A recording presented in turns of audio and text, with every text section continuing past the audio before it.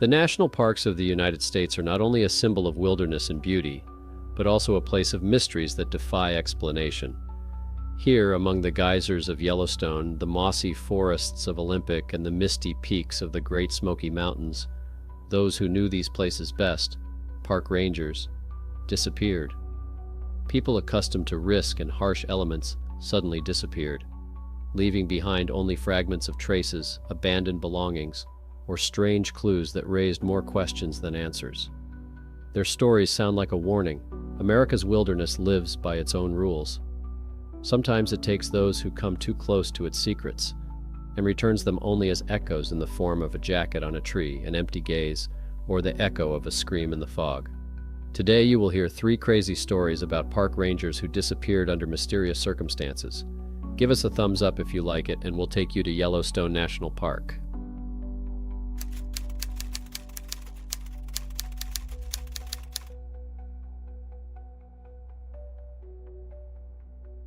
For the rangers who work here, every day is a test of endurance.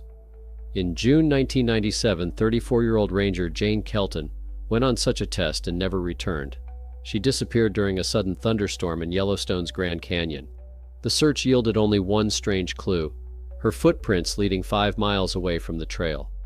2 years later, when her case had already been forgotten, tourists accidentally found her jacket. It was hanging on a tree 15 miles from where they had been searching for her, and inside was her work plan for the day she disappeared. Jane Kelton was not an office worker. She was a field ranger, one of those who walked dozens of miles on the trails every day, keeping order, helping tourists, and observing wildlife. At 34, she was in excellent physical shape. She knew Yellowstone, especially the Grand Canyon area, like the back of her hand. She was a professional, calm, collected, someone who never took unnecessary risks and always followed protocol. The 12th of June 1997 was a typical summer day in the park. It was warm and sunny, but the forecast called for afternoon thunderstorms, normal for this time of year. At 3 p.m., Jane set out on a scheduled patrol of one of the trails along the northern edge of Yellowstone's Grand Canyon. It wasn't the busiest tourist trail, but it needed to be checked for landslides and fallen trees. She reported the start of her patrol on the radio, as required. Around 4:30 p.m., the forecast came true, and with double the force. Within minutes, the sky above the canyon was covered with black clouds. A violent thunderstorm broke out. Eyewitnesses at observation decks several miles away later described it as one of the most powerful storms they could remember. Deafening thunder echoed through the gorge, lightning struck the rocks, and an icy downpour poured from the sky. The dispatcher at the base immediately tried to contact Jane, ordering her to find shelter and wait out the storm. The connection was terrible, the airwaves crackling with electrical discharges. The dispatcher could barely make out her voice.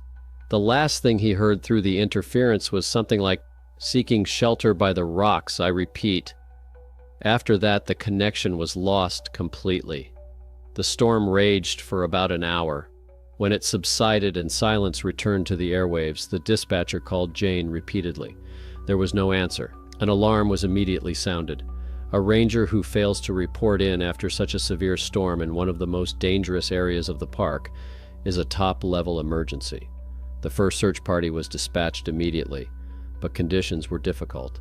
The trails were washed out, there were puddles and mud everywhere, and the day was already drawing to a close. A full-scale search began the next morning. Dozens of rangers and volunteers combed every inch of the route Jane was supposed to have taken. They looked under every rock ledge and examined every crevice where she might have tried to shelter from the storm, but they found nothing. On the second day of the search, one of the park's most experienced trackers made an alarming discovery. About a mile from Jane's main route, he found a trail of footprints in the soggy ground. The prints matched the standard hiking boots issued to rangers. But the strangest thing was that these tracks led 5 miles into wild, untrodden terrain, in the opposite direction from her route and the nearest shelter. This discovery shocked everyone. What could have caused an experienced ranger, especially during a thunderstorm, to stray so far from the trail into such rugged terrain? The footprints were not chaotic, as if made by a person in a state of panic. The stride was even and purposeful, It was as if she was not running away from something, but walking toward something. The search party followed the trail. It led them through thick undergrowth, crossed several streams swollen after the downpour, and eventually led to a steep wooded ravine. There, on the rain-washed ground, the tracks were finally lost. Rescuers searched the ravine and its surrounding slopes for several days. They found nothing. No body, no backpack, no other clues. The search continued for several weeks, gradually expanding to cover a larger area, but it was all in vain. Jane Kelton had disappeared. The only clue left was this strange chain of footprints leading nowhere. Ultimately, the active phase of the search was called off. Jane Kelton joined the sad list of those taken by Yellowstone. 2 years passed. The story of Jane Kelton became one of those tragic legends that rangers tell newcomers as a warning about the dangers of this job. Her case lay in the archives, marked unresolved. Everyone resigned themselves to the fact that her body would most likely never be found.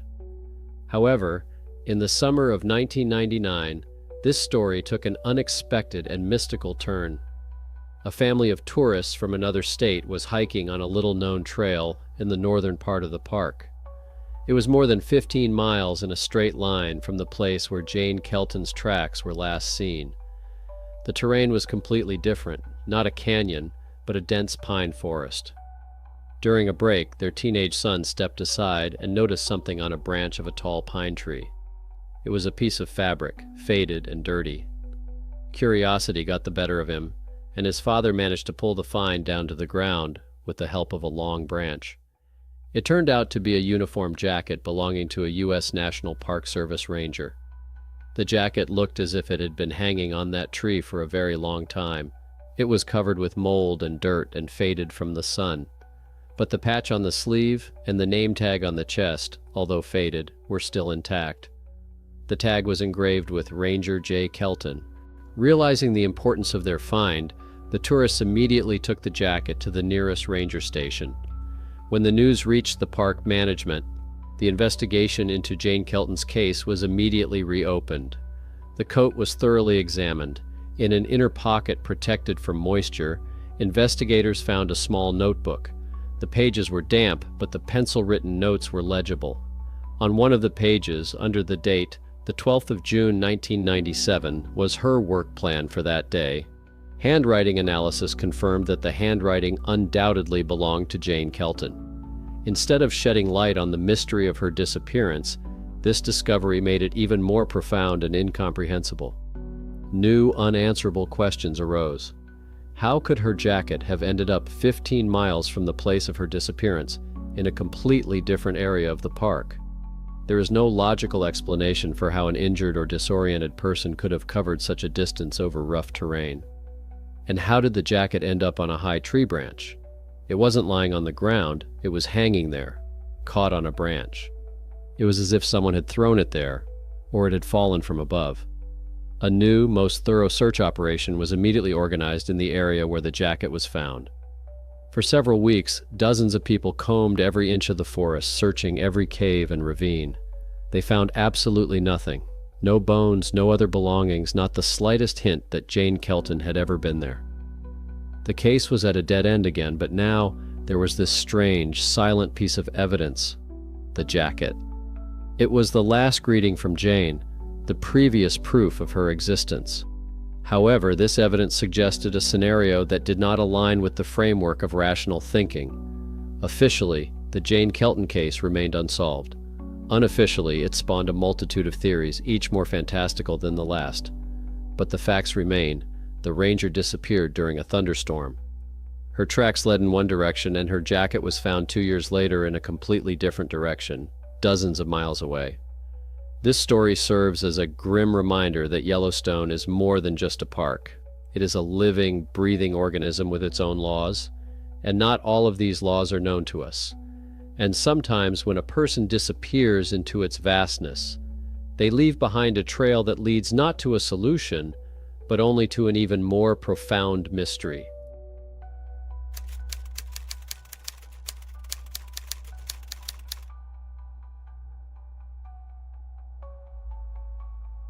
Olympic National Park in Washington State is a place that transports you to another time.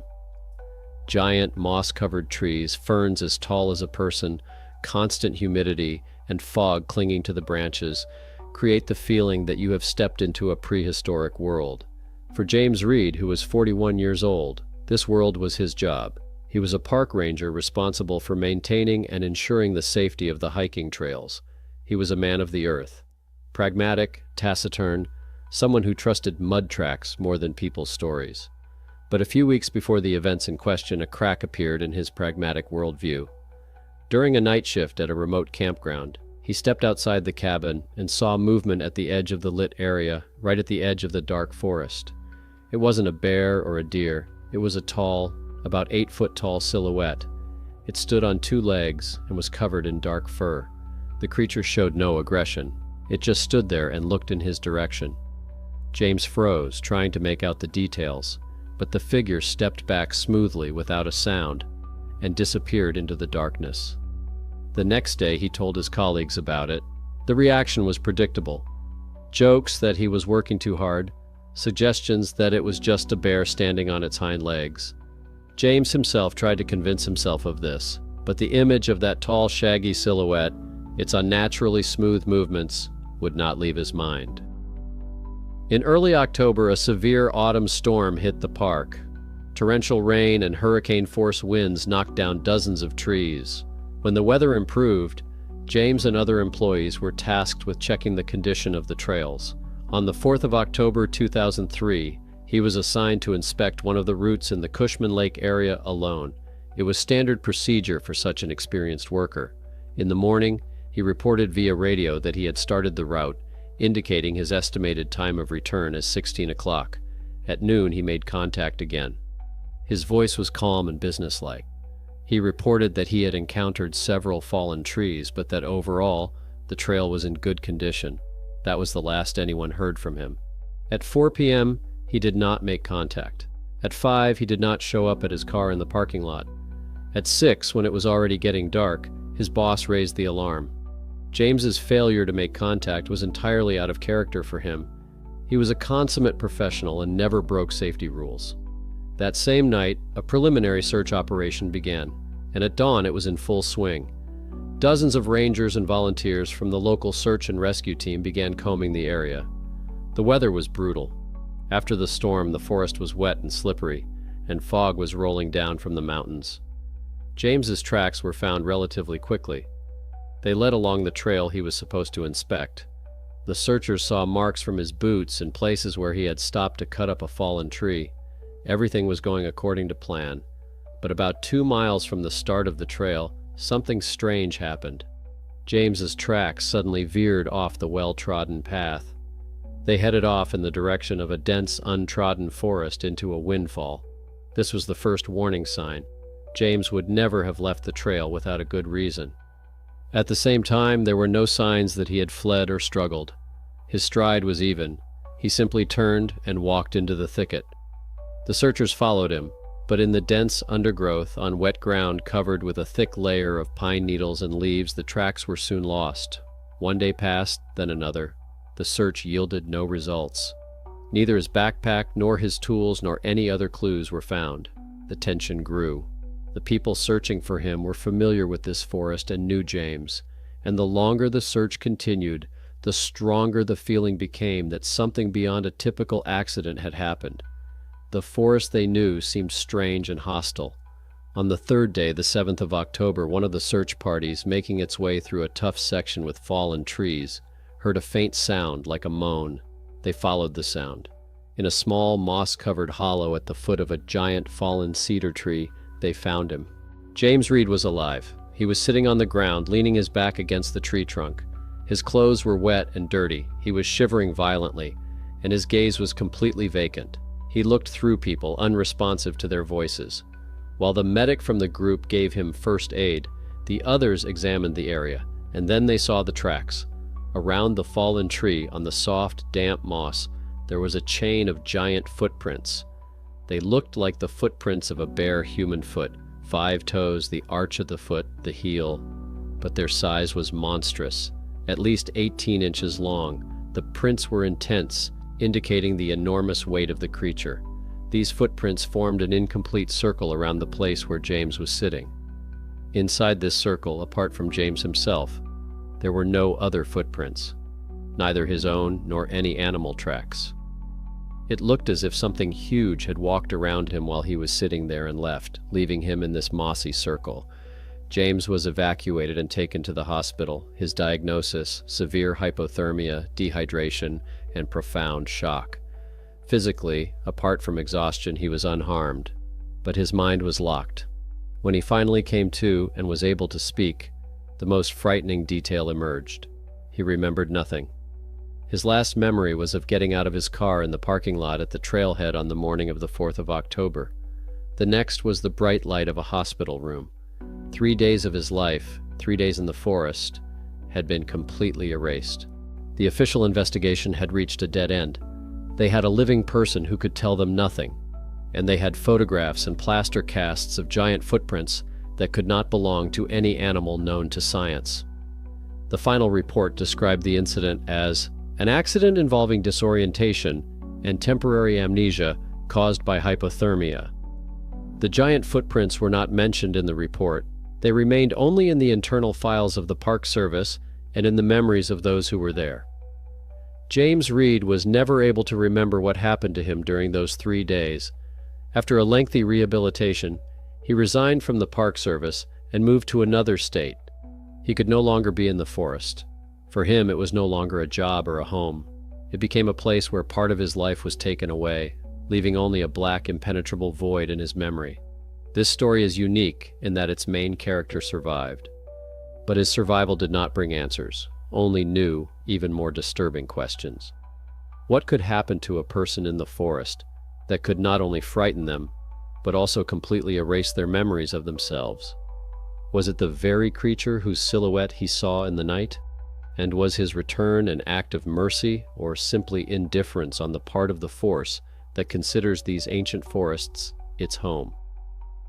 James Reed returned, but part of him remained there forever in that mossy circle, alone with a secret his mind refused to keep.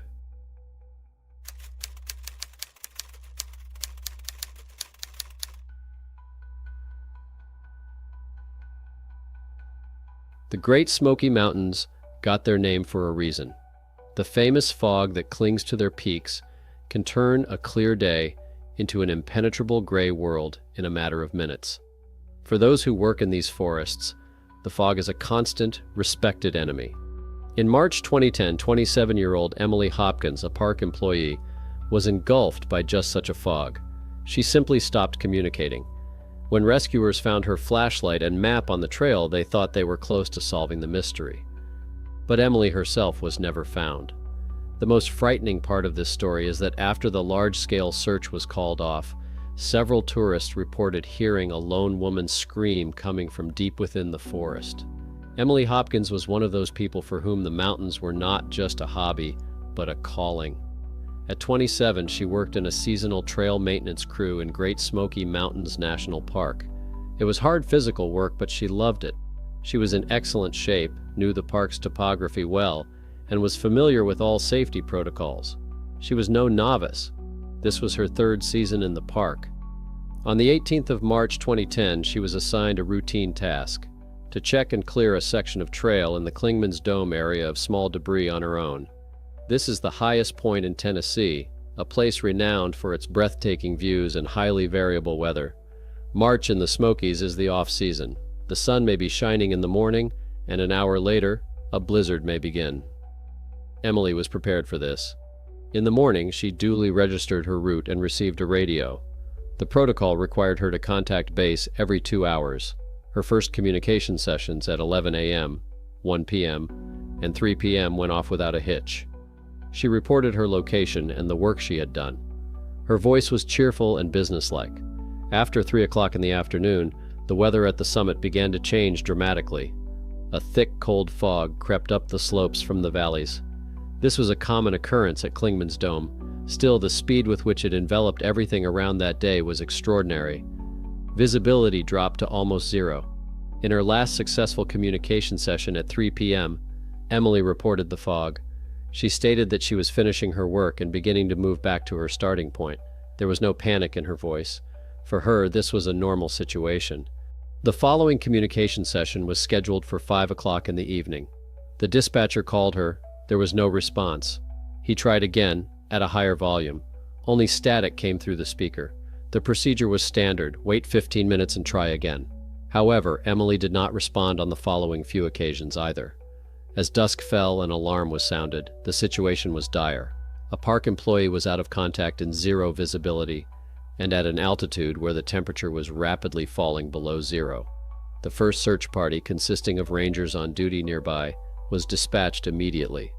Still, their work was virtually paralyzed by the fog.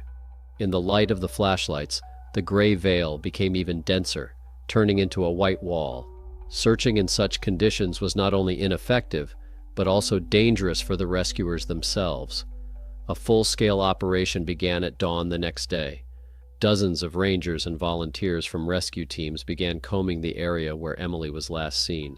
The fog had lifted slightly, but still clung to the gorges and dense fir forest. The searchers moved slowly, in a chain, carefully examining every meter of ground. Everyone understood that they were racing against time. A person who spends the night in such conditions without special equipment is at significant risk of hypothermia. 2 days of searching yielded no results. No traces or lost items were found. The area was challenging to navigate, characterized by steep slopes, rocky outcrops, and dense undergrowth. But on the third day, one of the search teams, passing through the very section of the trail where Emily had been working, made the first and last discovery. On the ground, right on the trail, lay her belongings: a small LED flashlight and a map of the area folded in 4. They lay side by side, almost in neat rows. There were no signs of a struggle, no drag marks, no blood, not even footprints from other boots. Just 2 items that would have been absolutely essential to anyone caught in the fog at dusk. This discovery baffled the rescuers. Why would an experienced park employee, knowing that fog was descending and night was approaching, leave her only source of light and map on the trail? It didn't appear to be an accident. If she had slipped and fallen off the trail, the items would most likely have been scattered or fallen with her. It didn't look like a panicked escape from a wild animal either. In that case, she would most likely have dropped everything, including her backpack, but nothing else was found except these 2 items. It looked as if she had stopped, put the flashlight and map on the ground, and then simply walked away into the thick, dark forest. But why? This discovery did not provide any answers, but only created a new, even more disturbing mystery. The discovery of the flashlight and map forced the search operation to focus on the square around this location. Rescuers assumed that Emily had left the trail here for some reason. Teams with search dogs were brought to the site to locate the found items. Still, due to the high humidity and the passage of time, the dogs were unable to pick up an unmistakable scent. They behaved restlessly, but did not indicate a specific direction. Centimeter by centimeter, rescuers combed the steep slopes and ravines, looking under every root and into every crevice, but Emily seemed to have vanished into thin air. None of her other belongings were found. No backpack, no gloves, no hat. Nothing. A week passed. More than 100 people participated in the search, and a helicopter was used to fly over the slopes during the rare hours when the fog cleared. It was all in vain. By the 10th day, in accordance with protocol and considering the prevailing weather conditions, the chances of finding Emily alive were deemed to be 0. The large-scale search operation was officially suspended. It is always a difficult decision, but the rescuers' resources are not unlimited and the park is vast. Emily Hopkins' case was reclassified as missing, presumed dead. Small groups of rangers continued to patrol the area in the following weeks, but it was no longer a search. Instead, it was a wait for a chance discovery. It was then, when the official search had ended and most of the volunteers had left, that this story took a creepy and inexplicable turn. A few days after the operation was called off, on a weekend, a couple of tourists were hiking on a different, lower route, which was still within earshot of the search area. In the evening, when they were about to return, they heard a sound that made them freeze. From deep within the forest, on the side where Klingman's Dome is located, came a distinct female scream. According to them, it was not a cry of joy or surprise. It was a cry of despair or horror, It was high-pitched, piercing, and ended as suddenly as it had begun. They waited, listening to the silence, and a minute later the scream repeated itself. Then everything fell silent. Frightened and confused, they hurried to the ranger station and reported what they had heard. Their report was taken seriously. But what could the rangers do? Send a search party based on 2 screams heard across a vast area? Nevertheless, several rangers were sent to the area, but as expected, they found nothing. The tourist's report was recorded in the log. It could have been dismissed as a figment of their imagination or the cry of some animal such as a cougar. However, 2 days later, another almost identical report arrived. Another group of tourists, in a different location but also several miles from Klingman's Dome, heard the same thing, a lone, desperate female scream. These reports became the final, most mysterious chapter in the Emily Hopkins case. She was never found. Not that spring, nor in the years that followed. She simply vanished. The official version is that she got lost in the fog and died of hypothermia, her body left somewhere in an inaccessible ravine. But this version does not explain the flashlight and map left on the trail, nor, even more so, the screams that people heard after the search had been called off. If it was Emily screaming, how could she have survived in the forest for almost 2 weeks in March conditions? And if she were alive and able to scream, why couldn't the hundreds of rescuers combing the forest find her? And if it wasn't her, then who was it? The story of Emily Hopkins left only questions behind. She became another ghost of the Great Smoky Mountains, a reminder that the fog in these mountains hides more than just rocks and trees. Sometimes it hides the answers to the most terrifying mysteries, and only occasionally allows their desperate echoes to be heard.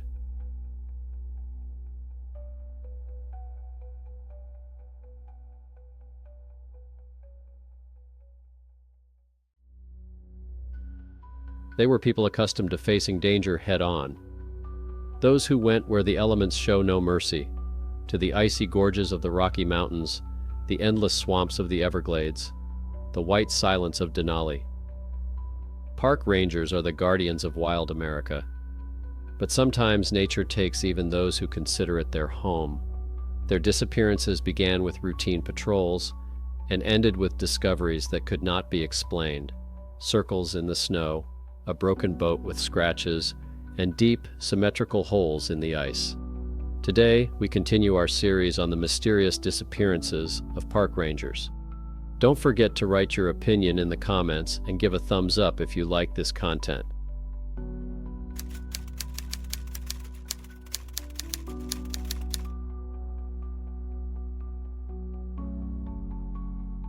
Winter mountains are a world of absolutes, absolute beauty and absolute danger. For 29-year-old park ranger Daniel Morton, Rocky Mountain National Park was his job and his home in January. He went there to protect others from danger, but became a victim of the mystery that these peaks hold. He disappeared during a sudden blizzard. A month later, his body was found deep in an icy ravine, which, according to rescuers, was impossible to reach without special climbing equipment. But that wasn't the strangest clue in this case. It was what the rescuers found in the first week of their search. A vast snowfield, dotted with dozens of perfectly flat, round indentations, as if something huge and invisible had left its mark before taking one of the guardians of these mountains. Daniel Morton was no tourist. At 29, he was one of the youngest and most promising field rangers in Rocky Mountain National Park. He was a man of the mountains, physically strong, resilient, with a deep understanding of nature and its laws. He specialized in working in winter conditions and assessing avalanche danger. He was the one people turned to for advice before heading into the snow-covered high mountain areas. He was aware of all the risks, had been trained to survive in the most extreme conditions, and never neglected safety rules. On the 3rd of January 1994, he set out on a routine patrol. The morning was clear, frosty, and calm. His task was to check the snow cover and assess avalanche danger in the Longs Peak area, the highest and most severe peak in the park. It was routine, albeit dangerous work. He duly registered his route and contacted the park's central dispatch service. Over the course of several hours, he periodically reported on his progress and the condition of the snow. His voice on the radio was confident. Everything was going according to plan. In the afternoon, as often happens, the weather in the mountains began to change at a catastrophic rate. Hurricane-force winds swept down from the peaks, raising clouds of snow dust into the air. In a matter of minutes, the clear day turned into a raging blizzard. Visibility dropped to zero. It was a condition that climbers call whiteout, when the sky and the ground merge into a single blinding white haze, and all sense of direction is lost. Around 12:30, Daniel made his last contact. His voice on the air was tense, but still professional. Through the crackling interference, his words could be made out. "A severe blizzard has begun. Visibility is zero. Terminating patrol. Returning to shelter." After that, the connection was lost. When he failed to appear for the next communication session at the appointed time, an alarm was raised. But it was impossible to do anything. The blizzard raged for almost 2 days. No helicopter could take to the air, and sending a group on foot in such weather would have been suicidal. For Daniel's colleagues, it was an agonizing wait. It wasn't just a person who was missing, it was one of them, a professional who was supposed to return. When the storm finally subsided, silence fell over the mountains. The landscape was unrecognizable under a thick layer of fresh snow. A full-scale search and rescue operation was launched. The park's best specialists, his friends and colleagues, took part in it. The first priority was to find the signal from his avalanche beacon, but the beacon was silent. This meant either that it was damaged or that it was buried under a layer of snow that was too thick. For a week, rescuers combed the area, risking their own lives due to the high avalanche danger. They found nothing. No traces, no dropped equipment. It was as if Daniel had simply disappeared into the blizzard. Then on the 7th day of the search, the crew of a rescue helicopter flying over the area where Daniel had last made contact noticed something strange from the air. On a broad, flat, snowy plateau far from rocks and trees, they saw a series of dark spots forming a geometric pattern. The helicopter descended, and the pilot and observer saw a picture they couldn't explain. The entire surface of the plateau was dotted with dozens of perfectly round, smooth dents. Their diameter ranged from 3 to 10 feet. They did not resemble craters formed by falling rocks or ice. They were soft, bowl-shaped depressions, as if giant balls had been pressed into the snow and then carefully lifted. There were no traces around these circles, neither human nor animal. A ground team was sent to the site. The rangers who reached the plateau were amazed. They walked among these strange ice bowls, trying to find some logical explanation.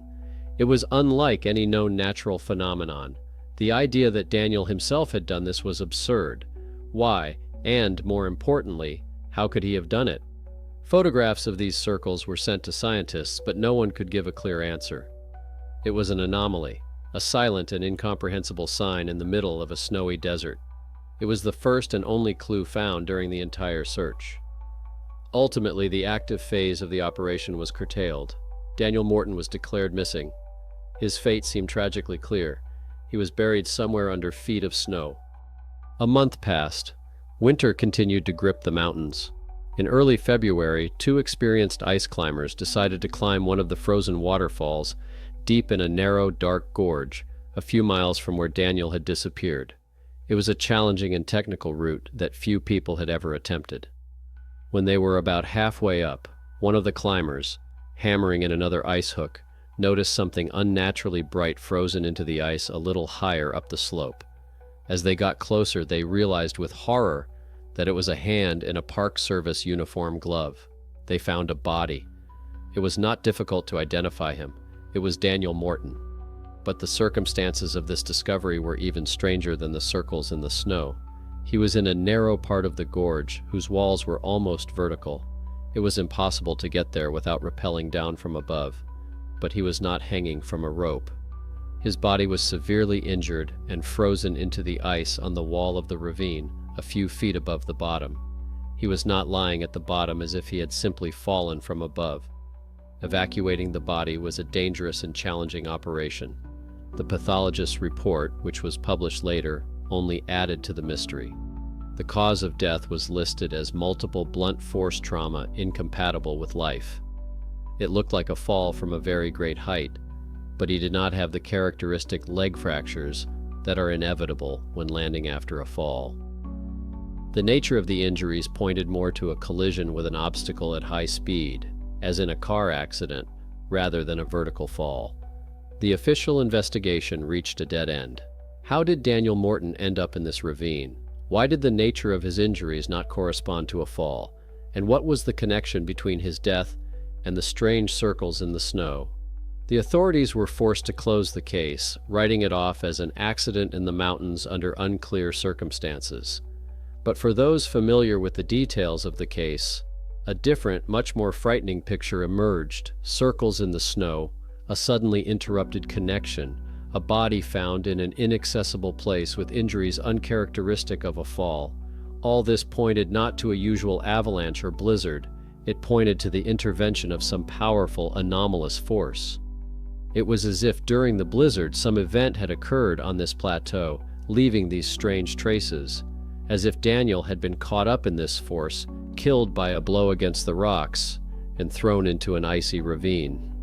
This story remains unsolved. It serves as a grim reminder that in the heart of the wilderness, there are phenomena that are beyond our understanding, and that sometimes the mountains take even their most experienced guardians.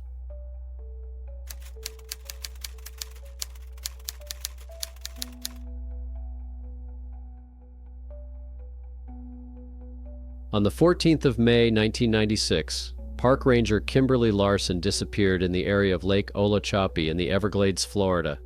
She was 32 years old. In the morning, she set out on patrol in an aluminum boat. By evening, she had not returned. 3 hours later, the boat was found overturned, with a hole in the bottom and deep scratches on the side. Her body was never found. Her partner had heard a strange, drawn-out whistle coming from the reeds that morning, a sound he could not explain.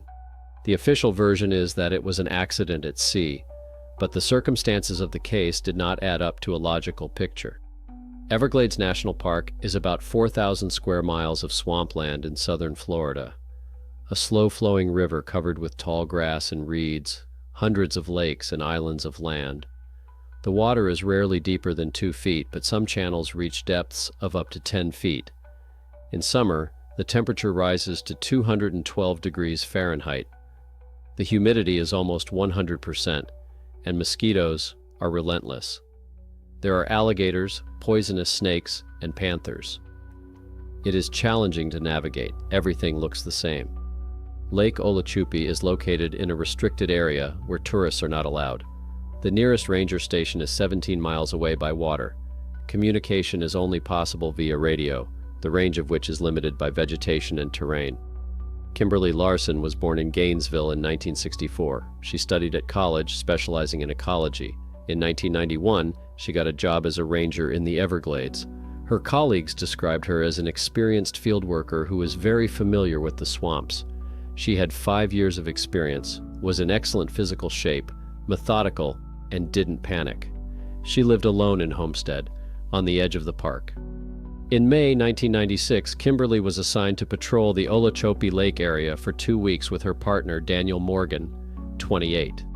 The tasks were standard: counting alligators, checking trails, and recording violations. On the morning of the 14th of May, they left camp at 6:30 a.m.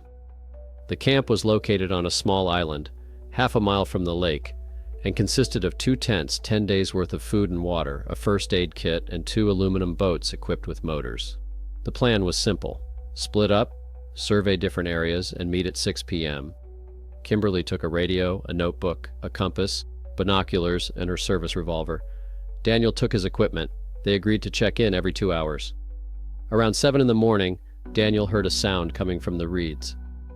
A low, drawn-out whistle that lasted about 10 seconds, then silence. He stopped and listened. Nothing. He couldn't tell if it was a bird, an alligator, or something else. The sound was unusual. He swam on. At 9 a.m., Kimberly made contact via radio. Her voice was calm. She reported that everything was fine, that she had found an alligator's nest, and that she was writing it down in her log. Daniel confirmed that he was fine. At 11:30, Daniel tried to make contact. The radio was silent. He tried several times for half an hour, but there was no response. He wasn't too concerned, as radios often malfunction due to vegetation. He decided to try again later. 2 days later, still no response. Daniel began to feel uneasy. He finished his work and headed back to camp. He arrived at 4:30 p.m. Kimberly was gone, and so was the boat.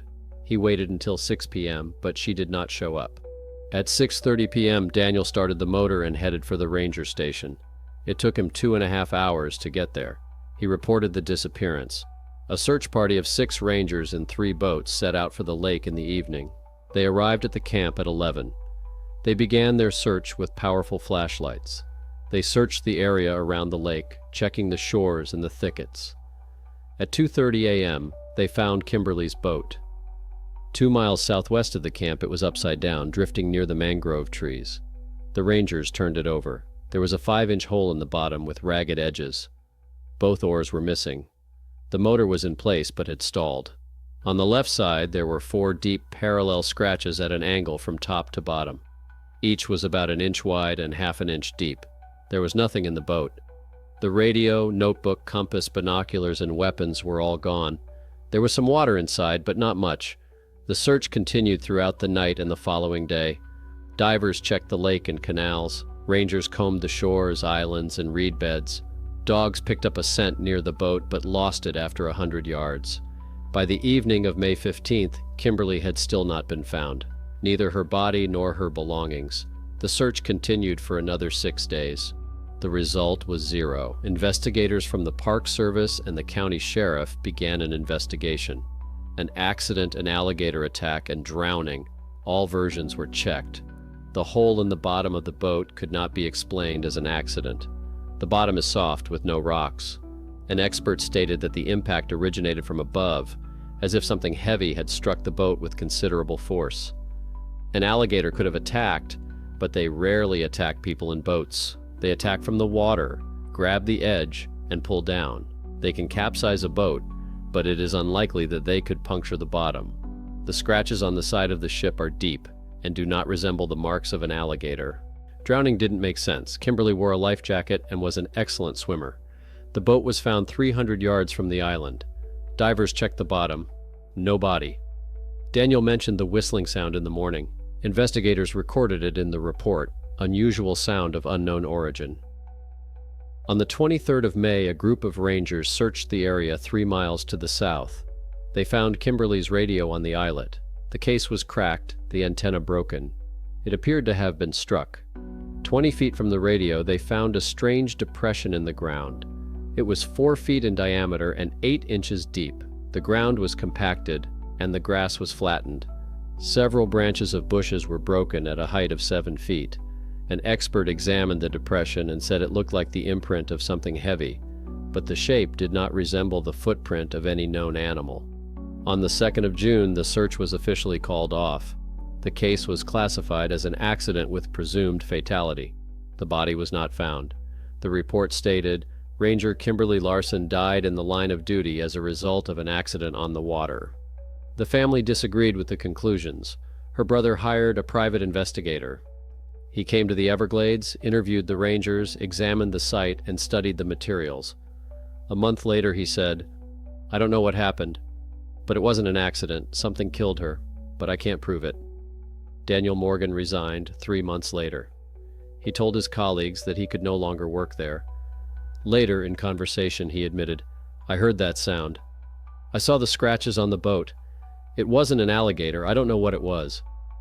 The Lake Okeechobee area was closed to patrols for 6 months. Rangers refused to go there alone. The protocol was changed. Now remote areas are patrolled only by groups of at least 3 people. Unfortunately, any investigation into the case was unsuccessful, and the ranger's body was never found.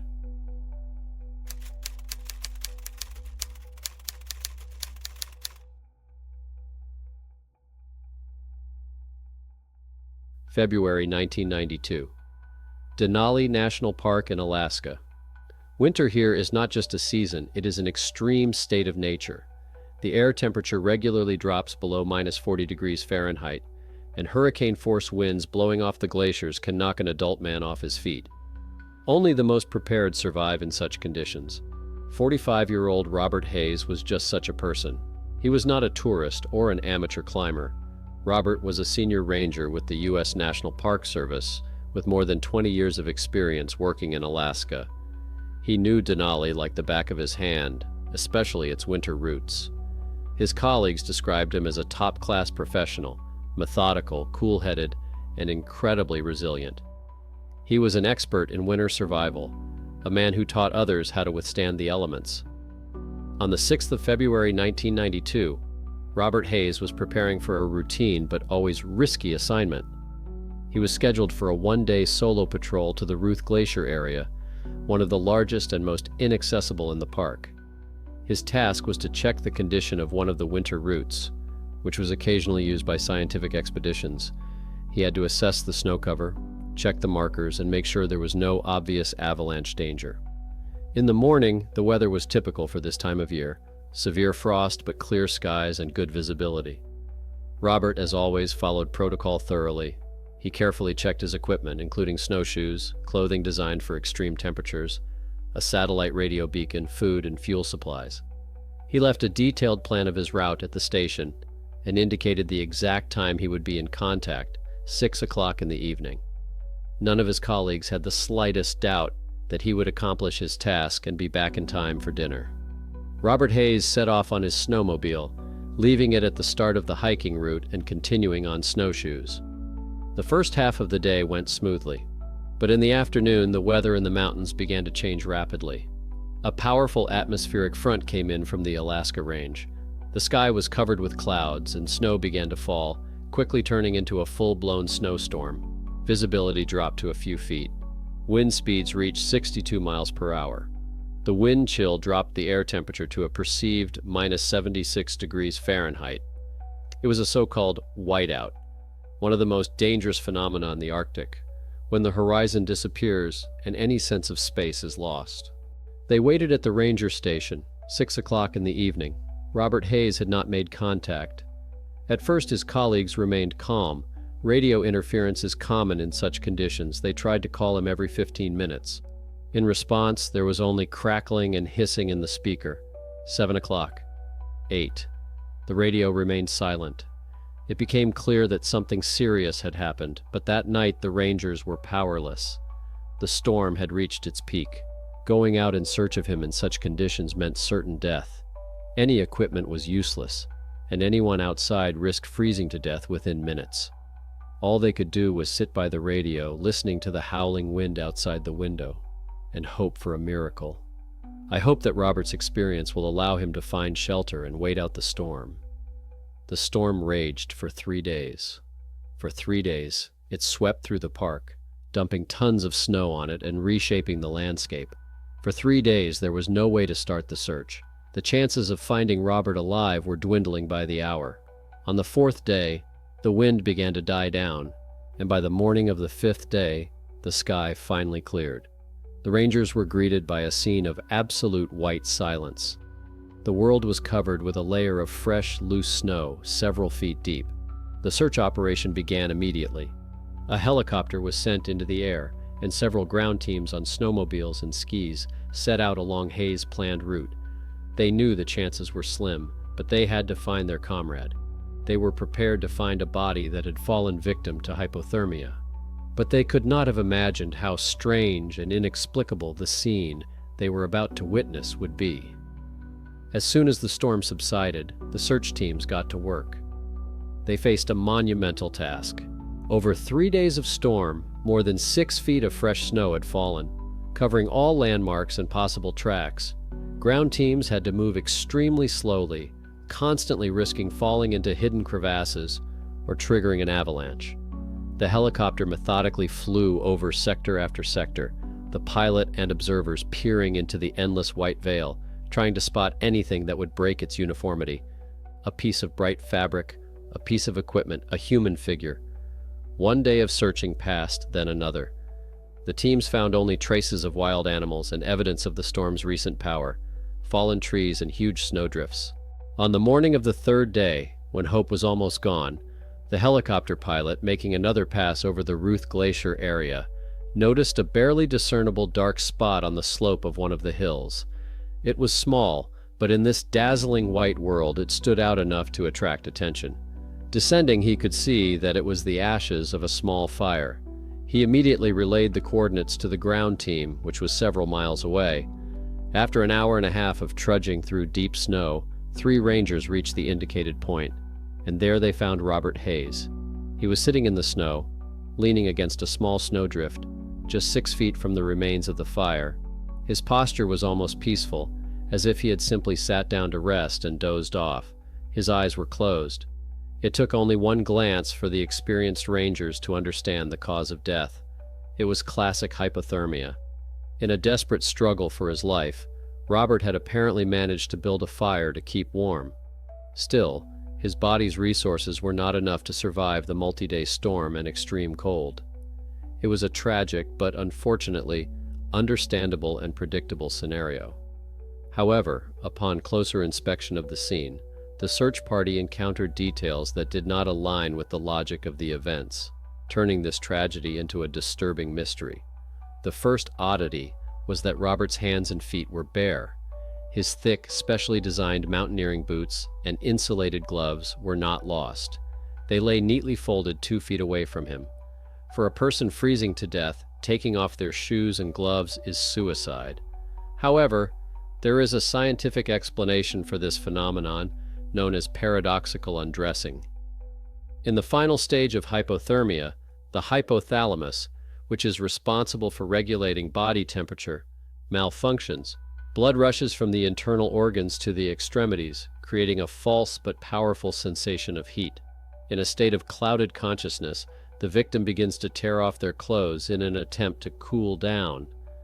This version thoroughly explained the absence of shoes and gloves and was accepted as official. But it did not explain what the rangers saw next. Around Robert's small camp in the tightly packed snow were 3 deep, almost perfectly shaped pits. They were positioned around the campfire and the body, forming an equilateral triangle with sides approximately 16 feet in length. Each pit was about 2 feet in diameter and went more than 6 feet deep into the snow. The walls of the pits were smooth and compacted, as if 3 giant smooth poles or rods had been driven into the snow and then carefully removed. The rangers were puzzled. They examined the holes but found nothing at the bottom. There were no tracks around them, neither human nor animal.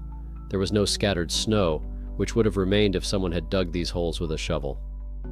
Robert himself did not have any equipment with him that could have left such marks. His ice axe would have had entirely different angular marks and would not have been able to dig so deeply and evenly. The theory of stones or pieces of ice falling from above was ruled out. There was no debris at the bottom. Nor were they the tracks of any known animal. They were too smooth, deep, and symmetrical. It seemed as if something massive and heavy had fallen from the sky, left these marks, and disappeared without disturbing the snow around them. Robert Hayes's body was evacuated. The autopsy confirmed death from hypothermia. The case was officially closed as an accident. The final report mentioned the strange pits, but described them as geological or atmospheric formations of unknown nature. But for Robert's colleagues, for those who found him, this explanation meant nothing. The phenomenon of paradoxical undressing explained why he took off his boots.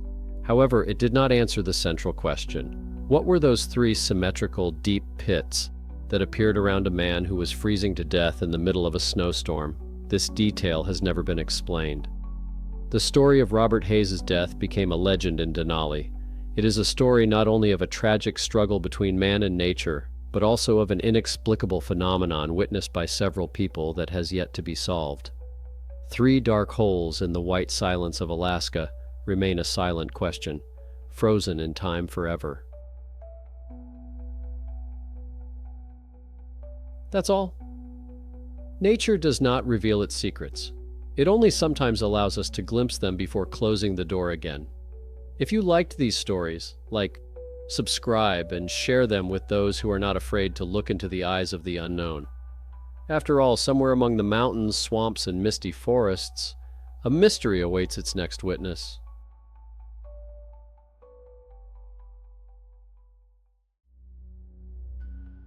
Imagine the dense forests and snow-capped mountains of America, where people disappear and no one can understand how or why. Liam Connors, an experienced ranger, vanishes right out of his Jeep in the Siskiyou National Forest. The car is locked, the keys are inside, and his tracks simply disappear on the rocks as if he had vanished into thin air. Years later, in the White Mountains, Ranger Caitlin Rogers reports over the radio that she hears footsteps. Still, her tracks disappear in the snow as if she had vanished into thin air. A badge, a flashlight, a strange signal on a thermal imager. There is evidence, but no answers. What the hell is going on in these places? Today we will try to figure out what could have dragged these people into the U.S. national parks. Subscribe, like, and hold on tight. It's going to be scary interesting.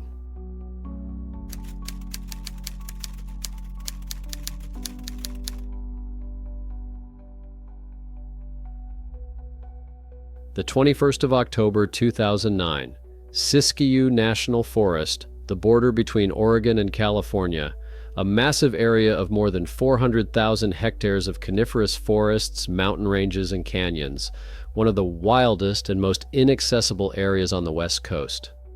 Liam Connors had been working as a park ranger and ecologist in these parts for 11 years.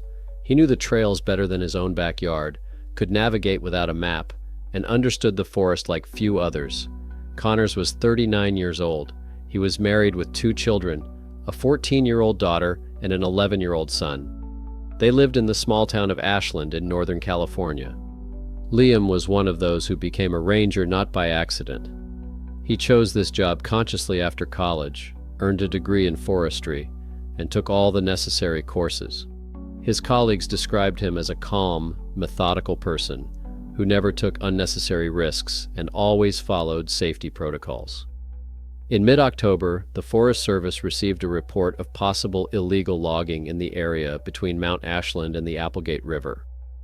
Local residents heard chainsaws and saw trucks on an abandoned logging road. The area was in a protected zone, and any logging there was prohibited without special permission. Liam was tasked with checking the information, recording any violations, and returning with a report. On the morning of Wednesday, the 21st of October, Liam left the office in Ashland at around 8 a.m. He was driving a dark green Cherokee SUV with the Forest Service emblem. The car was equipped with the standard set of equipment: a GPS navigator, a radio, a first aid kit, a 2-day supply of water and food, maps, a camera, binoculars, and a notebook.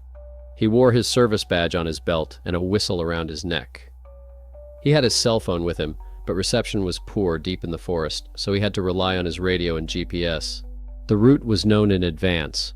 From Ashland to the intended logging site, it was about 25 miles on the main road, then a turn onto a dirt road that ran along the Applegate River.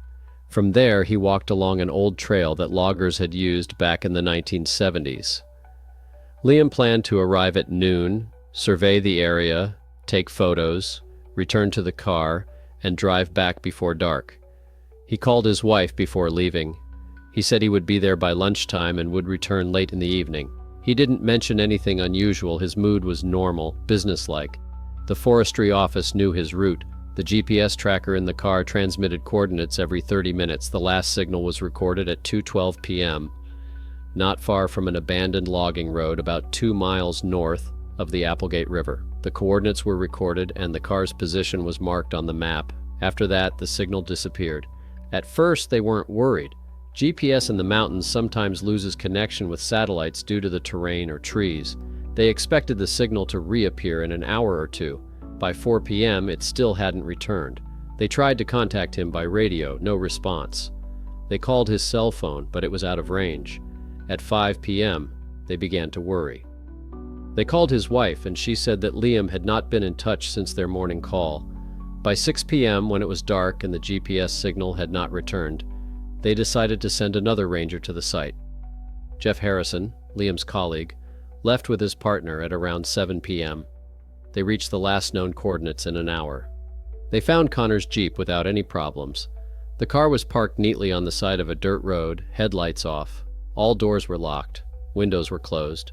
The key was in the ignition, turned to the off position. Harrison looked inside the windows with a flashlight. Everything was in its place. The GPS navigator was on the dashboard, the radio was on the passenger seat, the backpack was on the back seat, and the camera was nearby. A half-empty bottle of water was in the cup holder. The map was folded and lying on the dashboard.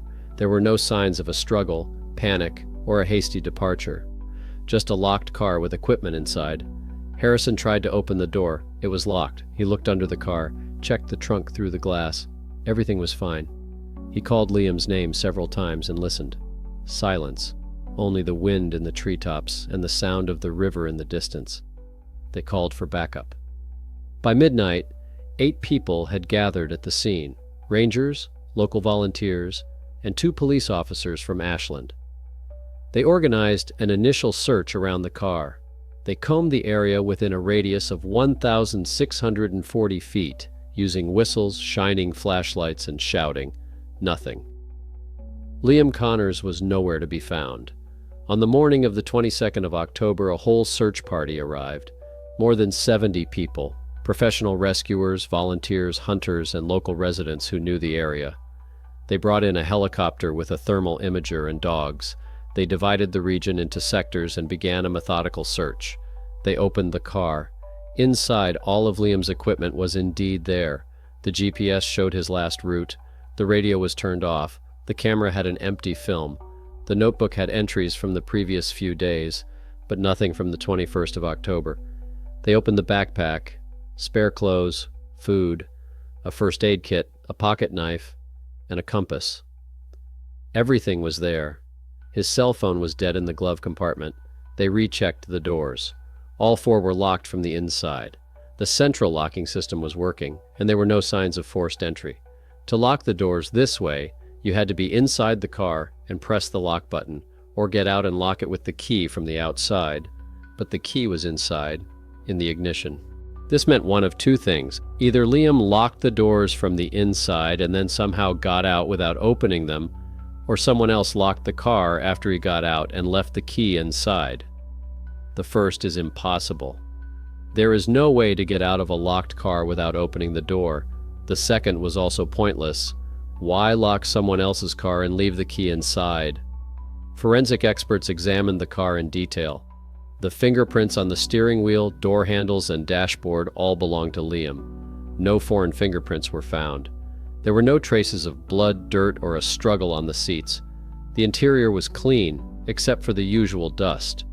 Several scratches were found on the outside of the car, but they were old. The car was used on dirt roads, so scratches were inevitable. There was no fresh damage. Footprints were found in the dust under the car. They were Liam's shoes with distinctive treads, which he wore at work. The right footprint was clear, the left one slightly blurred.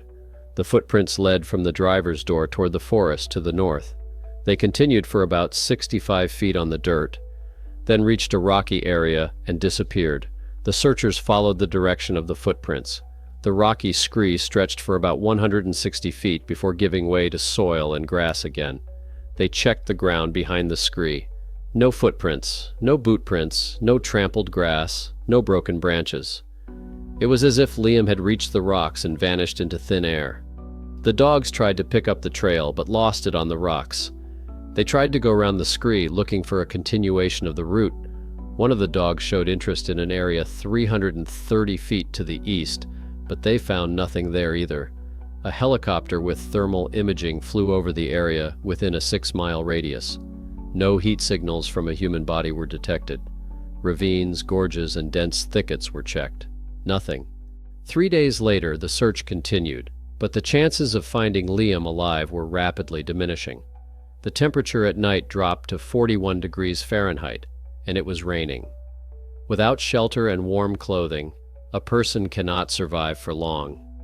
And Liam had neither a backpack nor any equipment with him. Everything was left in the car. They searched for another week. They combed the area within a 9-mile radius of the car. They checked all the trails, roads, streams, and caves. They went down to the Applegate River and searched the banks. No traces. They climbed the slopes of Ashland Mountain and checked old lumberjack camps. There were no results. Several theories were put forward. The first was an accident. Liam got out of the car, went to explore the area, fell, hit his head, and lost consciousness. But where did the body disappear to? The location was searched from foot to foot. The second theory was that he had been attacked by a wild animal. There were bears and cougars in these woods. Perhaps a predator had attacked Liam and dragged his body away. But there were no signs of an attack. No blood near the car, no signs of a struggle, no animal tracks nearby. And why would a predator lock the car doors? The third theory was murder. Perhaps Liam had stumbled upon a group of illegal loggers who killed him and hid his body. But again, the car was locked from the inside, all his belongings were in place, and there were no signs of a struggle. How could the criminals have locked the car with the key still in the lock, without leaving any fingerprints? The fourth version is that Liam left voluntarily. Maybe he had personal problems, debts, or a desire to start a new life. But his colleagues and family categorically denied this. He had a normal family, a stable job, and no debts or conflicts. Why would he abandon his car with all his equipment in the middle of the forest? By the end of October, the active search had been called off. The case was handed over to the police as a disappearance under unclear circumstances. The family insisted on continuing the search, but without any new leads, there was nowhere to go. On the 23rd of November, exactly 1 month after the disappearance, a group of rangers was conducting a routine patrol 2 miles northwest of where Liam's car was found. It was an area that had already been combed twice during the search. One of the rangers, Mark Davis, noticed something shiny at the base of an old oak tree. He walked closer and saw a Forest Service badge. It was a metal plate with a name and a number on it. Liam Connors, Ranger Ecologist, Idaho number 8324. The badge was clean, with no traces of dirt or corrosion. It lay on the ground among fallen leaves, but was not covered by them. It looked as if it had been placed there recently. Davis immediately called his colleagues, cordoned off the area, and called the police. Forensic experts examined the site where the badge was found. There were no other objects or traces around the badge. The ground was undisturbed, and the leaves lay naturally. The badge itself was attached to Liam's uniform with a special clasp. It had been torn off, as if forcibly removed or caught on something and bounced off. They checked the search team's records. This area had been searched twice, on the 24th of October and the 27th of October. Both times the teams passed within 16 feet of the oak tree under which the badge was found. They shone their flashlights and examined the ground. No one saw anything. The badge appeared there later, between the 27th of October and the 23rd of November. This meant there were two possibilities. Either the badge had always been there, but had not been noticed during the search, or someone had placed it there after the search was over. The first possibility was unlikely. A shiny metal object would be complex to miss on the ground among the leaves. The second possibility raised new questions: who and why? The search resumed. They spent another week examining the area around the oak tree, expanded the search area, and brought in dogs again. There were no results. No other traces of Liam were found. Experts examined the badge. No fingerprints were found on it. The metal was clean, as if it had been wiped. The clasp had been torn off with force, but without tools, just a firm tug.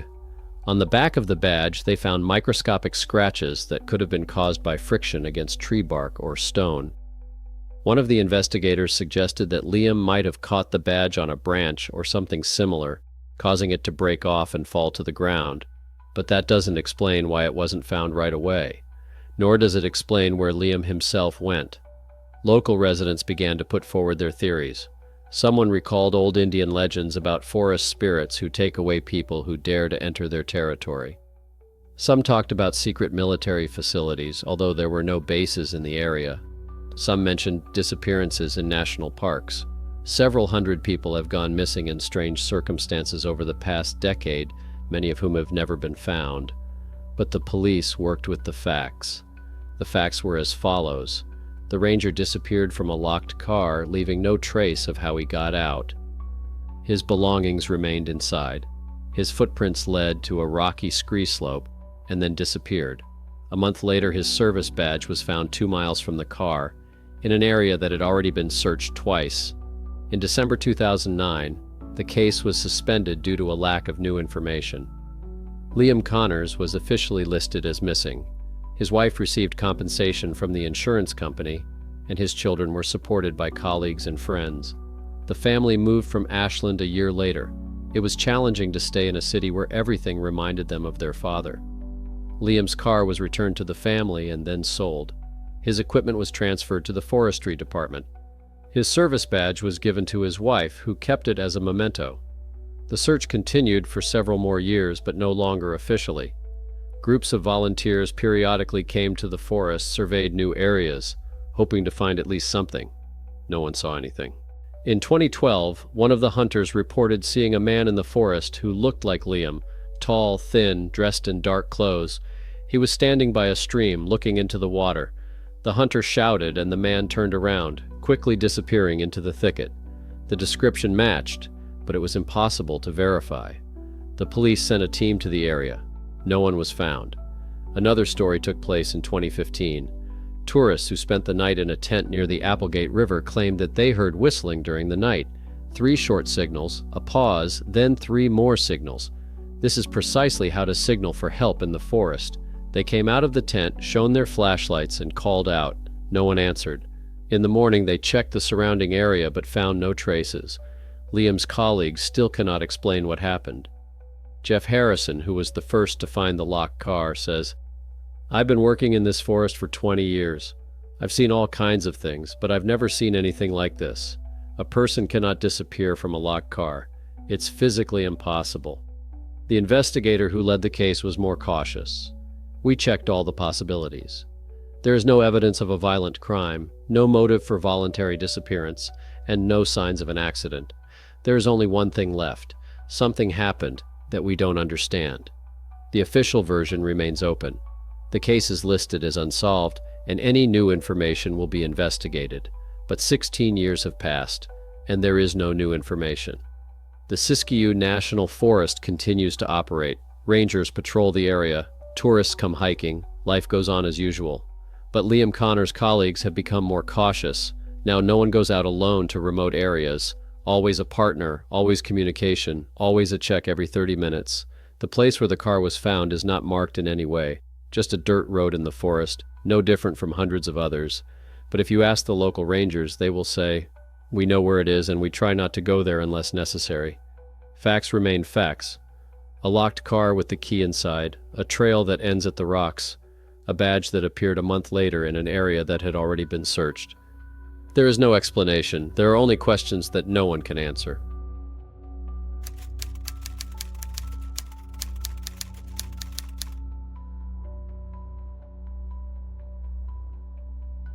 The last thing she said on the radio was, "I think I hear footsteps behind me, but there's no one there." That was at 5:08 p.m. After that, communication was lost. Her tracks were straight across the snow, with no signs of panic or haste, and then they just disappeared in the middle of an open area, as if she had vanished into thin air. 4 hours later, the search team's thermal imager detected a faint heat signal in the mountains. When the rescuers reached the spot, there was no one there, no human footprints, no animal tracks, only emptiness. The 18th of January, 2019, White Mountain National Forest, New Hampshire, one of the harshest winter environments on the east coast of America. Mountain ranges over a mile high, gorges, forests where temperatures regularly drop below -4 degrees Fahrenheit, and winds reach hurricane force. Every year, tourists die here. Some underestimate the weather, some stray from the trail, some simply don't make it to shelter in time. Caitlin Rogers knew these mountains. 29 years old, a park ranger specializing in winter safety and emergency shelter maintenance. She had been with the service for 5 years, completed all the necessary survival courses, and was a certified mountain rescuer. She grew up in Concord, the capital of New Hampshire, and had been hiking with her father since childhood. After college, she joined the Park Service because she wanted to work in nature and help people. Her colleagues described her as responsible, cautious, and never breaking protocol. If the weather deteriorated, she would postpone her trip. If the route became dangerous, she would turn back. She was physically fit, regularly running, rock climbing, and participating in winter orienteering competitions. In mid-January 2019, another Arctic front hit the park. The temperature dropped to -13 degrees Fahrenheit. The wind picked up, and a snowstorm was forecast for the end of the week. In such conditions, it was necessary to inspect the emergency shelters. small wooden huts scattered along the routes where tourists caught in bad weather could take refuge. To ensure there was firewood, matches, and blankets inside, that the doors opened, and that the roof did not leak. Caitlin took the route between the Franconia Pass and the Bond Cliff Ridge. The section was about 7 miles long with 3 shelters along the way. The plan was to leave early in the morning, check the first shelter by noon, the second by 3 in the afternoon, the third by 5 in the evening, and return to base by 8 o'clock. Daylight hours were short. It got dark at 4:30, so she would have to walk part of the way in the dark, but she had a powerful headlamp and spare batteries. She took standard equipment with her, a backpack with food and water supplies, a first aid kit, a GPS navigator, a radio, a compass, a map, spare clothes, a sleeping bag for a possible overnight stay, and signal flares. On her belt, she had a knife, a whistle, and a multi-tool. She was dressed for the weather: thermal underwear, a fleece jacket, a down jacket, a windproof jacket, insulated pants, high boots with thick soles, a hat, gloves, and a balaclava. Her backpack weighed about 33 pounds. On the morning of Friday, the 18th of January, she left the base at around 7 a.m. The weather was clear, the wind was light, and the temperature was minus 0.4 degrees Fahrenheit. Conditions were normal for winter in these parts. The office knew her route. The GPS transmitted coordinates every 30 minutes, and the radio operated on the Park Service channel.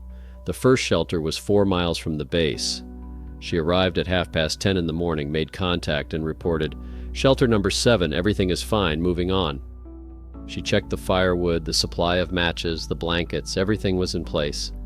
She wrote it down in her notebook, locked the door, and moved on. The second shelter was 2 miles to the north, on the slope of the ridge. The route went through the forest, then out into an open area, a bare slope with sparse, windswept bushes. I arrived around 2 in the afternoon and made contact again. Shelter number 12. Checked. Everything is fine. Temperature minus 5.8 degrees Fahrenheit. Wind is picking up. Moving on to the third. The office recorded the time, 14:03. The GPS showed her position, indicating she was moving according to plan at a good pace. The weather forecast had deteriorated slightly. The wind was expected to pick up in the evening, but nothing critical for now. The third shelter was still a mile away on the other side of the ridge. The route ran along an open slope, then descended into a hollow where the hut stood. Caitlin was supposed to get there by 5 in the evening, check the shelter, and start her return journey. At 3:42 p.m. she made contact. "Crossing the ridge, strong wind, visibility normal. We'll be there in 20 minutes. Her voice was calm, without tension. The office confirmed receipt. At 4:15 p.m., she did not make contact. They tried to call her themselves, no answer. The GPS showed that she had stopped about a mile from the third shelter, on the slope. The coordinates did not change. They waited 10 minutes and called again. Silence. At 4:30 p.m., they began to worry. Perhaps the radio was out of order, but the GPS was working. The point on the map remained in place. At 5:08 p.m., the radio came back to life. Caitlin's voice, quiet and crackling. "Base, this is Caitlin. I think I hear footsteps behind me, but there's no one there. Can you hear me?" The dispatcher responded immediately. "Caitlin, we hear you. What's going on? What footsteps?" The dispatcher tried calling her every 2 minutes. There was no response. The GPS continued to show the same point, indicating that she was standing still or the navigator had stopped updating. By 5:30 p.m., it was clear that something was wrong. At 5:45 p.m., an emergency search party was assembled. 5 people, experienced rangers, 1 medic, equipment, thermal imaging, stretchers. They rode snowmobiles to the nearest access point, then continued on foot. By that time, the weather had deteriorated. The temperature had dropped to minus 7.6 degrees Fahrenheit. The wind had picked up to 43 miles per hour, and it had started snowing. Visibility had dropped to 160 feet. We reached the last GPS coordinates at around 8 p.m. It was pitch dark, the wind was knocking us off our feet, and the snow was lashing our faces. We shone our flashlights, shouted, and used whistles. No response. We found her tracks, boot prints in the snow, deep and clear. She walked steadily with no signs of haste or panic. Her steps were normal, confident. The trail led from the GPS stop point further down the slope towards the third shelter. The distance to the hut was about half a mile. We followed the trail. It stretched straight ahead without winding or veering off course. After 1,000 feet, we came to an open area, a gentle slope with no trees, only snow and rocks. The trail continued. We walked another 650 feet, and then the trail ended. It just stopped. The last footprint of the left foot is deep and clear. Then nothing, smooth snow, undisturbed without a single trace. It was as if Caitlin had taken a step and disappeared into thin air. The group leader stopped everyone and shone his flashlight around. To the right, to the left, ahead, untouched snow. Behind her trail, smooth, leading from the point where she stopped. Ahead, nothing. They checked carefully. Maybe the wind had blown away the tracks.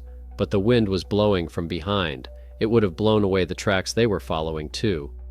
She may have turned around and gone the other way. They searched around the spot where the tracks ended within a radius of 320 feet. No other footprints, only her trail leading to this point and ending there. One of the rangers suggested that she had been lifted by the wind. With such strong winds, it was possible the wind could knock a person off their feet, even lift them several feet. But then there should be landing marks, at least a footprint in the snow, a flattened area. Nothing. They continued the search, expanding the area. They combed the slope down to the shelter. Caitlin wasn't there. The hut was locked, empty inside, no fresh tracks. They climbed back up, walked towards the ridge, and checked the gorges and ravines. No results. By midnight, the search was suspended. The weather had become dangerous. Visibility was 0. The temperature was minus 13 degrees Fahrenheit, and there was a risk of frostbite.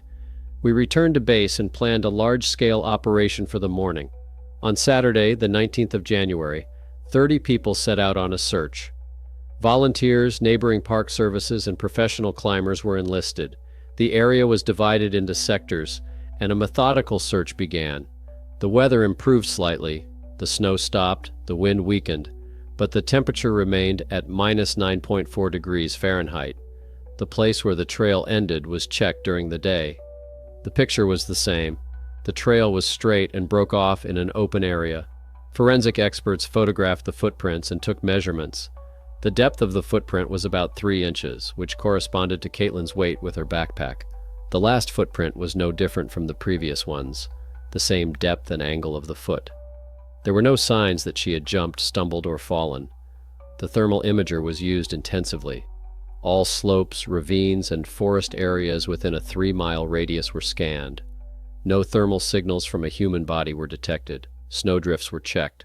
Perhaps she had been buried by snow. Probes and dogs were used. Nothing. Special attention was paid to the thermal imaging camera readings from the first night.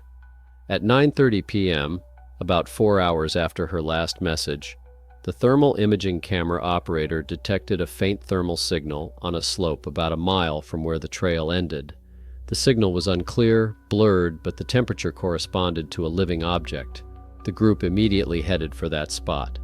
They got there in 20 minutes. Nothing at the site. Smooth snow, no tracks, no signs of human presence. They checked with the thermal imager again. The signal was gone. They searched the surrounding area, descended into the nearest ravine, and climbed up to the ridge. Nothing. One of the rescuers suggested that it could have been a deer or other large animal, but the operator insisted that the signal was static. The object was not moving, and animals do not stand still in such weather. Moreover, the shape of the signal was more consistent with a human than an animal. This puzzled everyone. If the thermal imager detected Caitlin, it meant she was alive 4 hours after her disappearance. But where did she go during the 20 minutes it took the group to reach her? And why did she leave no traces? 3 days later, on the 21st of January, a group of volunteers combed the area east of where the trail had ended. One of them noticed something on a rock, a large boulder sticking out of the snow. He came closer. It was a headlamp, the same headlamp that Caitlin had. The flashlight was lying neatly on the flat surface of the rock, not thrown down. It was turned off, the batteries were in place, and it worked fine. The strap was intact, not torn. There was nothing else near the flashlight, no other items, no traces. The spot was about a mile from where the trail ended, on a slope that had already been searched twice. Volunteers who had been there on January 19th and 20th claimed that they had checked the rock and found nothing. The flashlight appeared later. Forensic experts examined the find. There were no scratches, damage, or signs of a fall on the flashlight's body. It was clean, as if it had been wiped down. No fingerprints were found. Either someone had wiped them off, or Caitlin had been wearing gloves when she last held the flashlight. Why was the flashlight on the rock? If Caitlin took it off, why? If she were in danger, why would she carefully place it on the rock? If someone attacked her, why would the attacker leave evidence behind? The search continued for another 2 weeks. They combed the area within a 6-mile radius. They checked all the shelters, caves, gorges, and frozen streams. They brought in a helicopter when the weather permitted.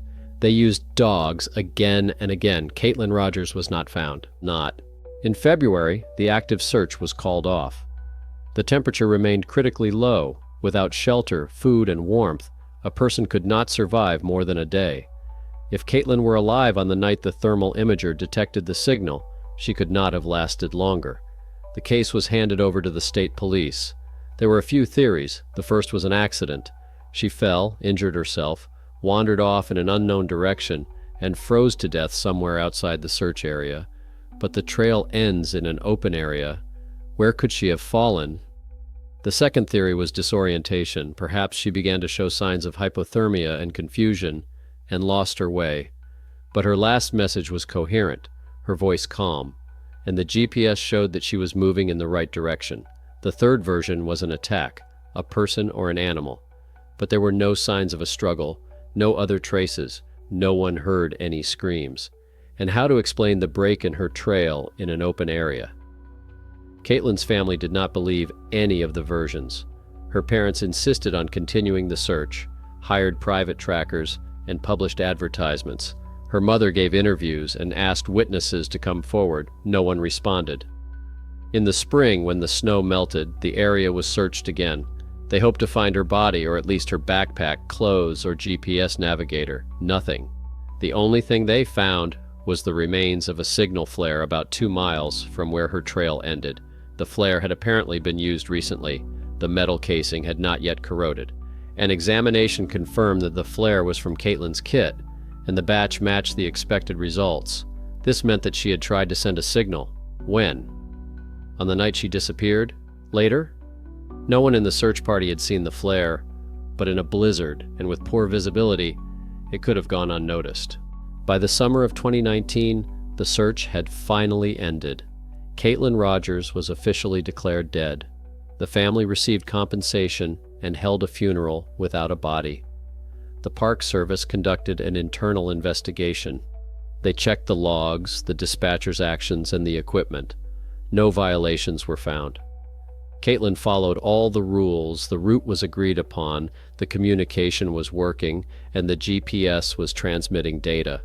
She just disappeared at some point.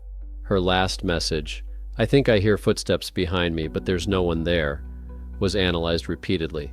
Psychologists suggested that she may have started hallucinating due to hypothermia or stress.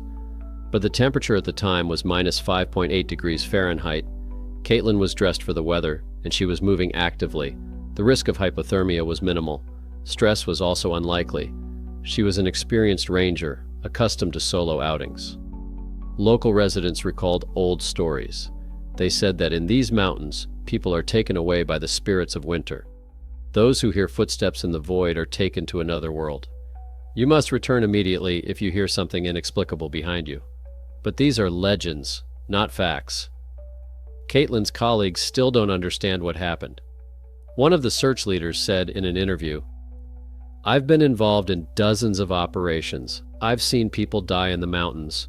But I've never seen anything like this. Traces don't just disappear. People don't just vanish into thin air." The thermal imaging operator who detected the signal 4 hours after the disappearance resigned a year later. In a private conversation, he admitted, "I definitely saw the thermal signal. It was a living object, a person. I've been working with this technology for 15 years. I'm not mistaken, but when we got there, no one was there. It's impossible, but it happened." The area where Caitlin's trail ended is now marked on park maps. It's not official, but the rangers know this place. They try not to go there alone, especially in winter. Several times, tourists have reported hearing strange sounds there, footsteps in the snow when no one else is around. They checked, found nothing. The official version remains unclear. The report states, Caitlin Rogers disappeared in extreme weather conditions under unexplained circumstances. The cause of her disappearance has not been determined. The facts are known. The last report of footsteps, tracks that end in an open area, a thermal signal that disappeared before the rescuers arrived, a headlamp neatly placed on a rock. A flare was used at an unknown time. The body was not found. The White Mountains continue to welcome tourists. Rangers patrol the area, check shelters, and help those who are lost. But now no one goes out alone on winter routes. Always a partner, always constant communication. And if someone hears footsteps behind them when there is no one around, they turn back immediately. Questions remain. There are no answers. Only an empty, snowy slope where someone's trail once ended. That's all, friends. Write your opinions in the comments, give us a thumbs up, and see you in the next episodes. Bye for now.